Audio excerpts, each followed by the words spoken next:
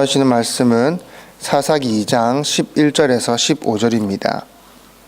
사사기 2장 11절에서 15절입니다. 362페이지 2장 11절에서 15절입니다. 제가 읽겠습니다.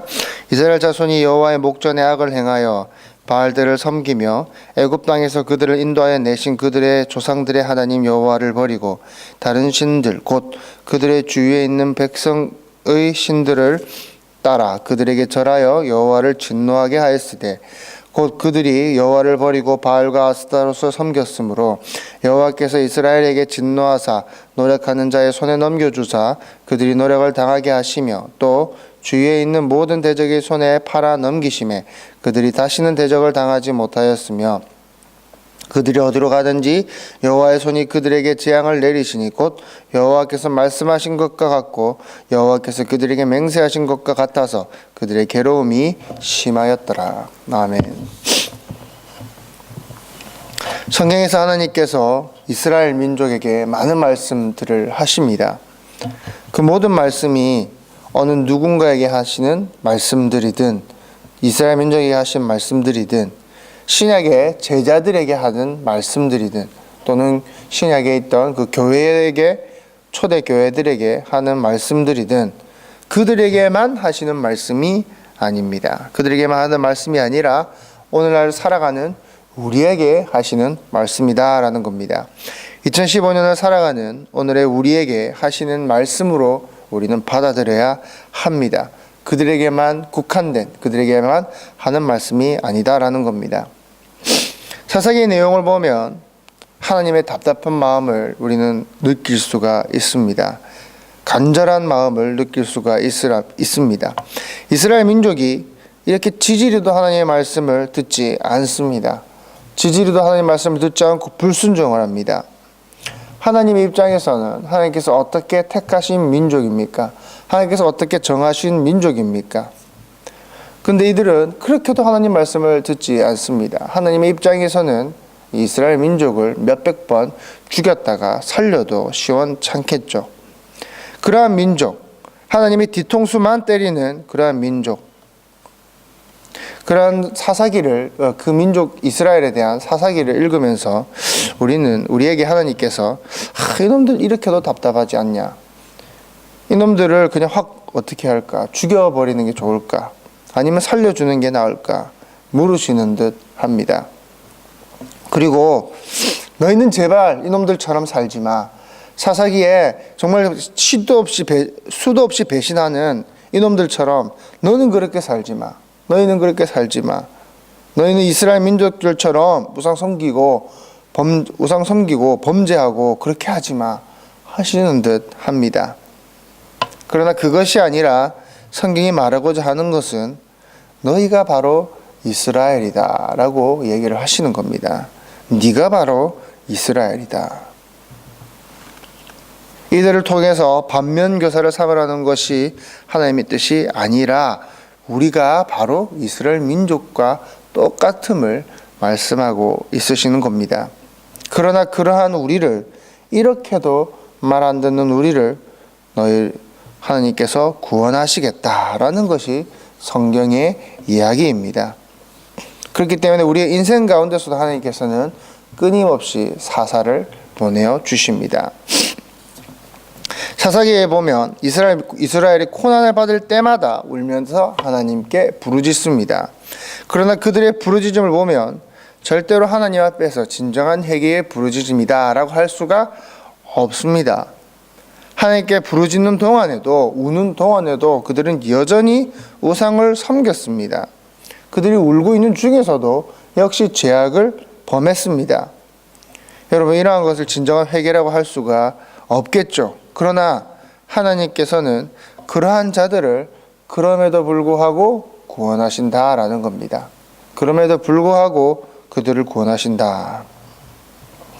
오늘 본문을 보면 이스라엘이 가나안으로 들어와서 섬기게 된 신이 나옵니다. 바알과 아스다롯입니다. 이 뭐하는 신들입니까? 대표적으로 가나안의 풍요를 상징하는 신입니다. 풍요를 상징하는 풍요의 신입니다. 사실 이스라엘 민족은 이전에도 십계명을 받으러 모세가 시내산으로 올라갔을 때 금송아지를 만든 사건이 있습니다. 모세가 시내산에 있는 동안에 금송아지를 만든 전력이 있기 때문에 금송아지가 의미하는 것 또한 풍요입니다. 이들은 처음부터 지금까지 풍요의 신을 바꾸어가면서 계속 섬기고 있었다라는 거죠. 그들은 풍요의 신을 한 번도 놓은 적이 없습니다. 다시 말해 제대로 하나님을 섬겨본 적이 없는 민족이다라는 겁니다. 여러분은 어떻습니까? 여러분은 하나님 앞에 진심으로 기도하고 진심으로 회개하고 눈물을 흘린 뒤 다시 삶으로 돌아가면 어떻습니까? 세상의 것들이 놓아집니까? 물질적인 것들, 세상적인 명예들, 바라던 내 삶에서 완전히 돌아서서 진짜 하나님만 바라보게 됩니까? 하나님 앞에 많이 우신 적이 있을 겁니다. 그러나 그것도 잠시입니다.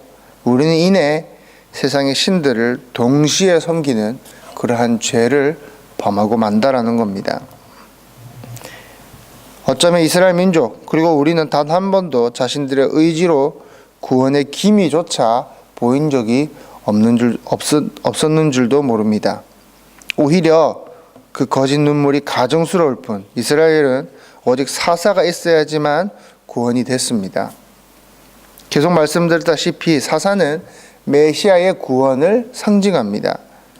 우리의 삶에서 우리는 수시로 바알과 우리는 수시로 아스타로스를 경배하고 그들을 섬깁니다. 오늘도 새벽 기도를 마치고 잠시 후면 다시 여러분들은 바알과 아스타로스를 섬기시게 될 겁니다. 이 앞에 서 있는 저 또한 마찬가지겠지요. 오히려 더 악하겠지요.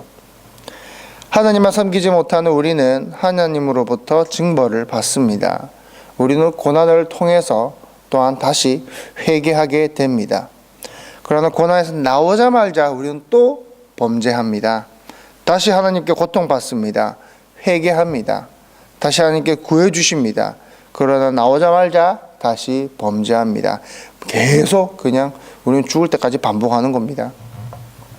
이러한 삶의 반복은 우리의 연약함과 동시에 우리로부터 나오는 무언가가 아닌 하나님으로부터 오는 그 은혜의 필연성을 증명하는 것입니다.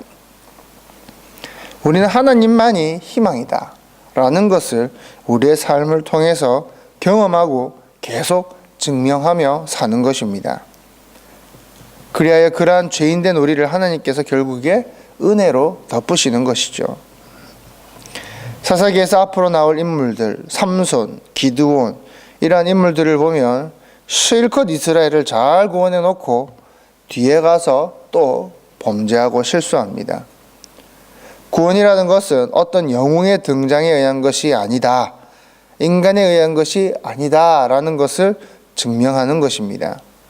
이들의 범죄를 통하여 결국 모두 다 죄인이다 라는 것을 오히려 하나님께서 드러내시는 것이죠. 세상을 사랑하고 세상을 섬기는 우리의 모습을 회개하시기 바랍니다.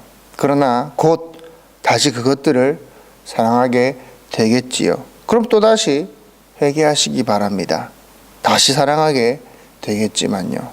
이러한 반복을 통해서 정말 십자가가 반드시 있어야 함을 여러분의 삶으로 증명해 내시기 바랍니다. 기도하겠습니다.